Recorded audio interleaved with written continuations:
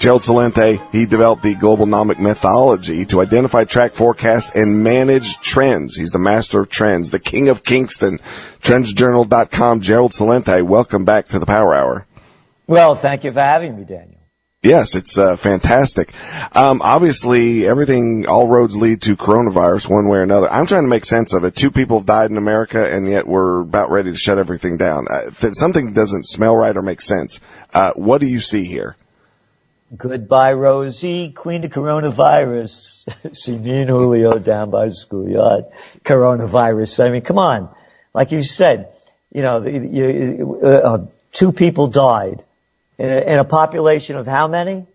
327 million people? 2 people died? Then the coronavirus. 2 cases confirmed in the UK. Wow, 2 people. Whoa.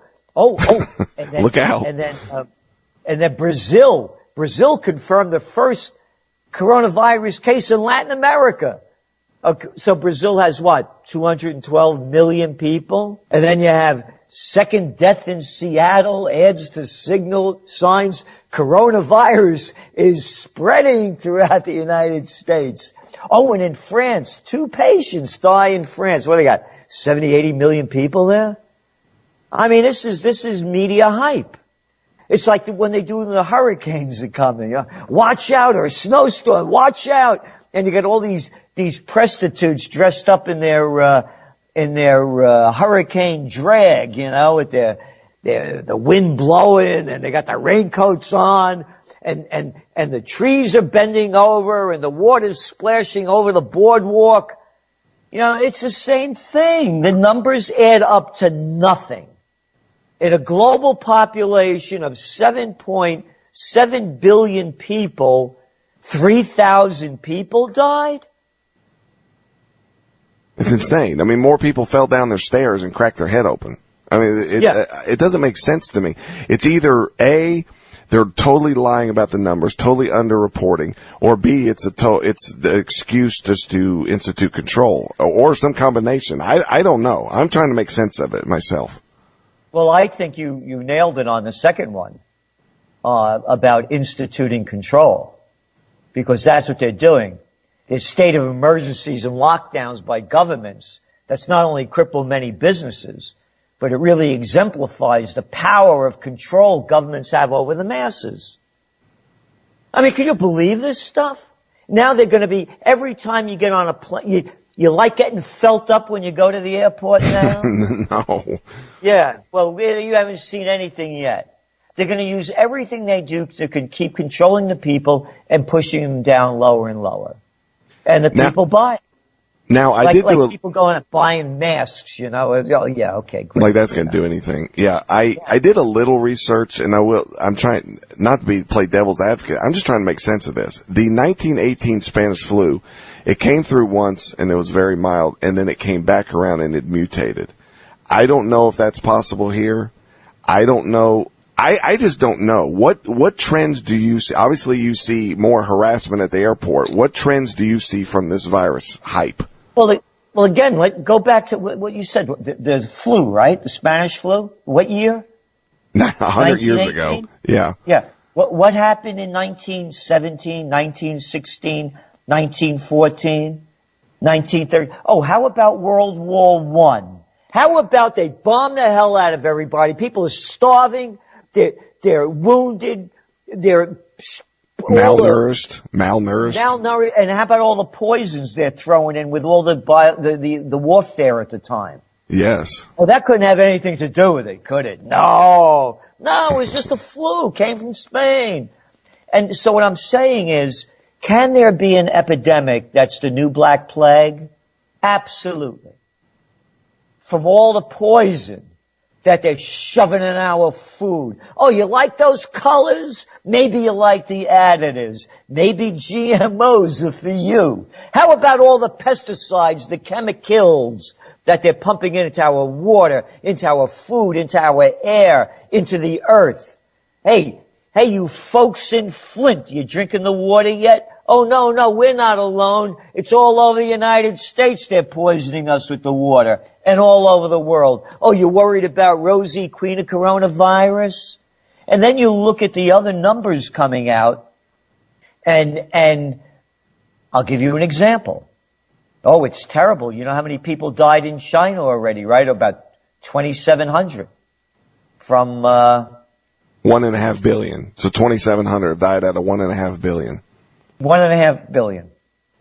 So now, how many people die in China as a direct result of air pollution each year? Try 1.6 million people. I'm laughing. I mean, I'm not making light of this, but it's comical how obviously the media is behind something sinister, something wicked this way comes. If you look at it from an economic, I see it as the stock market needed to blow off. The world economy needed to blow off. It was already on the decline. Hey, we need an excuse. Let's just use a virus. I mean, that's what it looks like to me. I agree with you. Look, already according to the Centers for Disease Control in America, 18,000 Americans have died from seasonal flu. 18,000. Wait, I'm not really good at numbers. What is it, 3 months into the year? And 2 people died of coronavirus? And then when you look at the people that are dying, you know, they're elderly, they're chronically ill for the most part. But again, as you pointed out, this is about government control of the masses. The markets are way overvalued. They've been pumped up by this monetary methadone that the central banksters have been shooting into Wall Street so the money junkies could keep gambling. What, the repo markets since September? They pumped in over $7 trillion. That is stunning. That is stunning to me. I mean, you can't even say that fast. It still sounds like a lot. Have you ever seen anything like that? No. Yes, I have actually. You know, people say to me, you know, Celente, you called the panic of '08, but you said things would get a lot worse and we're going to go into the Great Depression by 2012, and it didn't happen. How come it didn't happen?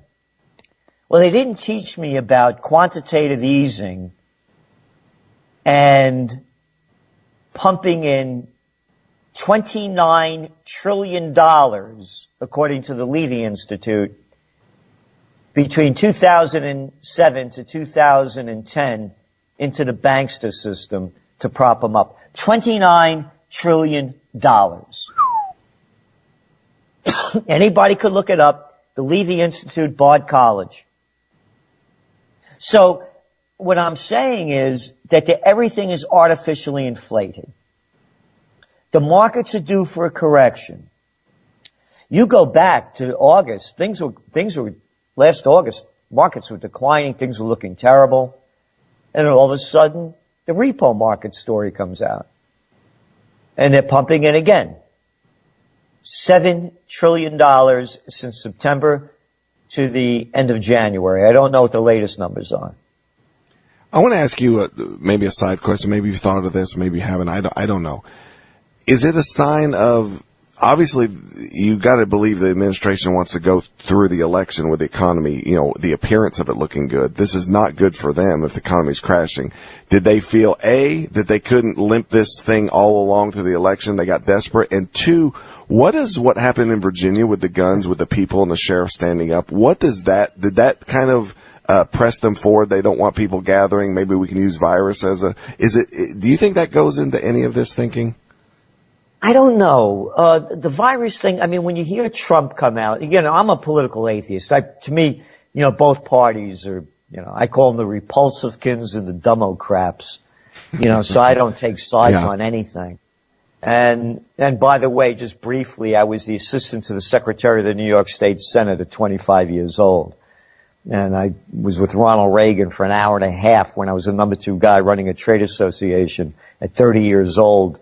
And he was our keynote speaker 2 days before he's announcing he's running against Gerald Ford. Met with John Connally, the guy that took the bullet in the back, sitting in front of Kennedy. And a picture of me, him, and his wife in front of the book depository 2 days, their first time back since the assassination. I mean, I've been with princes, prime ministers, and presidents. I know what the deal looks like. And to me, the whole thing's a freak show. You know, it's the people you hated in high school and college that wanted to be class president, head of the student council, that are running for this thing. So going back to Trump and what's going on, when Trump said that he indicates that the media is overblowing this, I agree with him 100%. The numbers, and you began it by saying, you know, how many people died in America. And then when you look at the people that are dying and what the cases are, this is a flu. And again, over 18,000 have died from the flu already in America this year and have nothing to do with this. So Trump is going to do everything he can to win, of course. And I have been forecasting now for the better part of a year that we're going to see negative or zero interest rate policy by November, probably by October. Whoa, that's quick. Whoa. Yeah. And now they're going to use this as an excuse to lower them. I have to ask you, I do want to get to your trends. I have to ask you, since you brought it up, you were with Connolly at the book depository the first time since the assassination. Did he say anything to you? What was his frame of mind there? We were parked out in front of the book depository. What you see is the side of it. And it was myself, a guy by the name of John J. Hooker, and he was from Tennessee. His brother was the head of the Hospital Corporation of America. He ran for president. He was against private funding for elections. And Pat Cadell, the pollster at the time. And Rama Fox, who was Larry King's girlfriend. It was John J. Hooker that got Perot to go on Larry King when it was a big show to announce his candidacy. And so that was the scene. And we're sitting in a limousine in front. And Connolly, this is what all he did, he and his wife Nellie, was say what happened that day. And I heard 3 shots. You know, he said, I heard a shot. And he said, I looked over to my right, I didn't see anything. I was wearing a dark blue suit that day. And I looked over to my left, and there were brains on my shoulder. Oh. He said, I know there were brains because my daddy was a butcher. And so they told the story of what happened that day and how, you know, they rushed to Parkland Hospital, and by luck a thoracic surgeon worked on him, and on and on. But all they kept saying was they heard 3 bullets. But he didn't say anything else about who did it and what was behind it. We're talking to Gerald Celente, trendsjournal.com. Of course, he's world famous for his trends. You already talked about the interest rate trends. What trends do you see? Gold, silver, stock market? What do people need to be aware of? What are some major trends you're looking at? Well, again, I mentioned that they're going to keep lowering interest rates. I mean, they're doing it all over the world. Central banks are putting them in. They're already in negative territory when you account for inflation. So now you have China. This thing is really going to hurt China. China's economy was slowing down before the coronavirus came. And now it's going to be a lot worse. So they're going to keep dumping more money into the system, lowering interest rates, devaluing their currency, not because they want to, as Trump says, so they can export more, because they're the biggest importer of energy in the world. They import more copper than any other nation, almost 50% of it. So what you're importing, you're buying with your dough, and you don't want your money to be cheap. But they're being forced to lower interest rates, and so too around the globe. All that is very good for gold. You're seeing gold strong even as other currencies are getting weaker and the dollar is staying strong. In our June 6th, 2019 Trend Alert to our subscribers to the Trends Journal, our Trend Alert was the gold bull run. Gold was at $1,332 an ounce. As we're speaking, it's around $1,600 an ounce. I saw it coming because they're just going to keep doing everything they can to shoot more monetary methadone into the system so the money junkies that they call investors could keep gambling. The dollar should be. Yeah, let me ask you an important question about the gold.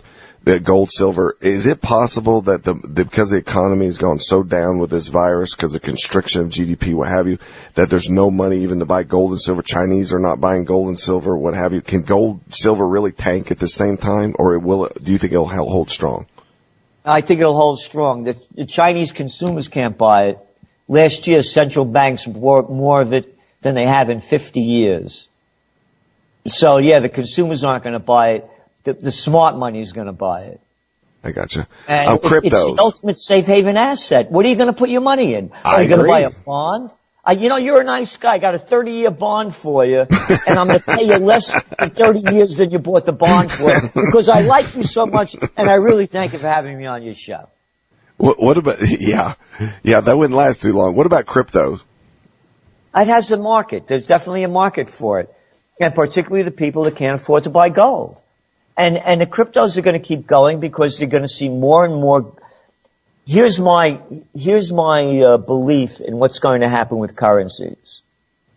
When this thing crashes, they're going to do away with the dollar, they'll do away with the yen, they'll do away with the real and the ruble. They'll do away with the peso. They're going to do away with currencies around the world, and they're going to come out with new currencies called digital currencies. They're going to make up a new scam. And that's going to open up the market for digital currencies, because the smart people know that these digital currencies backed by nothing and printed on nothing that governments keep selling and building up more debt with aren't worth the paper they're not printed on. So there's going to be a market for the digital currencies, I believe. Here recently, you have been discussing pretty adamantly about the Great Depression, the greatest depression coming probably next year. Has anything changed in your mind? Is it sped up? Has it slowed down? What's your feeling about the greatest depression? Well, a kind of black swan event, such as the coronavirus, could escalate that. But again, I think it's my gut feeling at this point that the financial implications of the coronavirus are going to start diminishing as it becomes more and more apparent to more and more people that when you add up the numbers, they amount to nothing.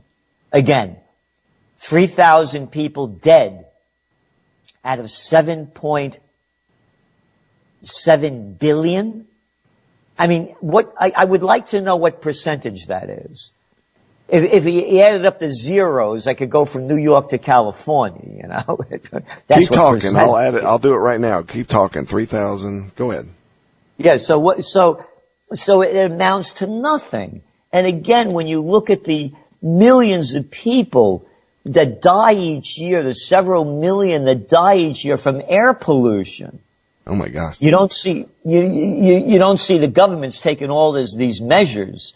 You know, we're gonna lock down the city. You know, we're gonna not let people go to soccer games or whatever. You know, so I think the worst of it's going to be over, particularly as we're heading into the spring. I got the answer for you, and I mean, this is when you put it like this, it's almost stunning. The answer is, what percentage? 3,000 people died out of 7 billion. I just put 7 billion, not even 7.7 billion, so it's actually less. It is 0.0000429%. 0.0000429%. Wow. How many zeros is it? 0.0? 1, 2, 3, 3 zeros, 429%. Percent. Yeah.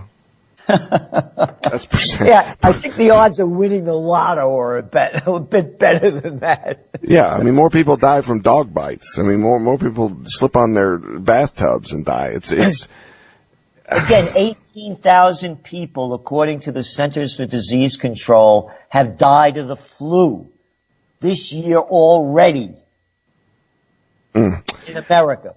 Is it possible that they're under-reporting this, and then all of a sudden it's going to be, boom, look, we got all these deaths all of a sudden. It's going to be, because I see that as possible. I don't know, but it's possible.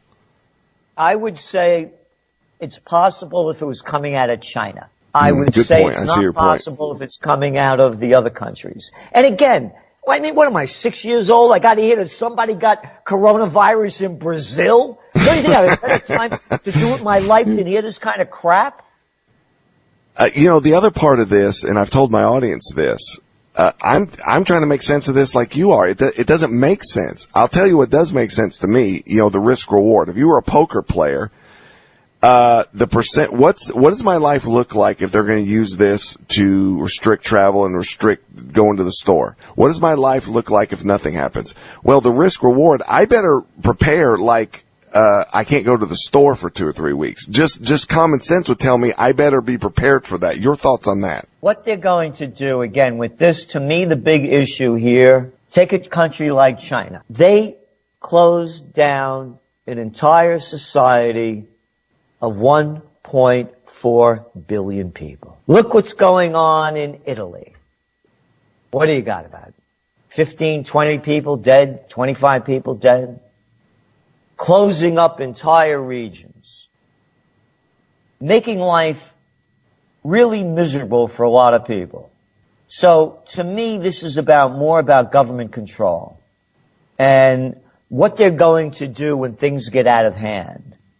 As you mentioned, the Greatest Depression. Yes, I'm forecasting that's going to happen by 2021.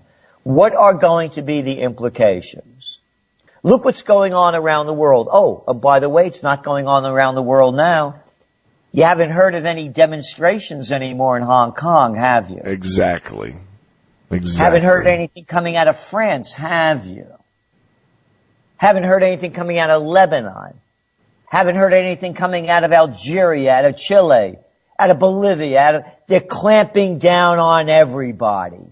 So they know when this Greatest Depression hits, that New World Disorder, which was one of my top trends for 2020, with all the people taking to the streets because of the inequality, the corruption, the violence, stealing all their money and giving to their friends, the politicians, they're going to clamp down on that big time. And this is step one in that. You just saw it in front of everybody's eyes. That's what I think more than anything. I think that I mentioned Virginia. You weren't too sure. It's hard to say. I think they were very scared about the oppressed throughout the world, not just America, but in America particularly. They cannot institute some of these federal quote-unquote laws like gun control when you have sheriffs and people gathering outside courthouses. It will not happen. And they got to figure out a way to stop that because I think they feel like they're behind the 8 ball on that in America. Your thoughts? Yeah, look, here's my feeling with gun control. I'm all in favor of it. Begin with the military. Stop stealing my money, $38 billion this year to go to the military-industrial complex. And then how about the militarized police? Aren't they great, huh? All dressed up in their military drag, tough with all these guns, right? So when you get rid of the guns when you take the money away from the military, from the militarized police, then come to me and tell me that I got to turn to my gun. Thank you so much for having me, and all the best. Yes, God bless you.